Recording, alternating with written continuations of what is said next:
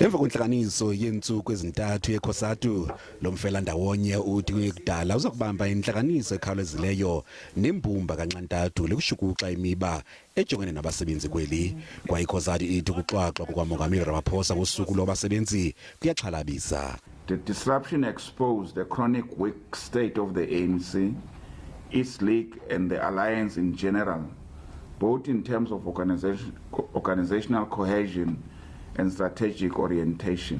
Lo mfelandawonye wabasebenzi uthi kuzafuneka uvalwe umsantsa ukhoyo phakathi kwe-ANC nabemibeli. People on the ground are losing confidence in the capacity of the ANC to drive transformation. Another challenge is the deliberate hollowing out of the concept of developmental state by the ANC government. We have not met the ANC. We have not met the party. Remember, it is not just the ANC that could not speak, it is both the party and the ANC that could not deliver the messages of support. We have not met them simply because we had other programs that we were dealing. Njengoko iza kubanjwa ngoSeptemba inkomfa yonyulo ye-COSATU lo mbutho uthi uza kugxila nangakumbi ekuvuseleleni inkqubo zokuziswa kwenkonzo zomundoqo kubasebenzi.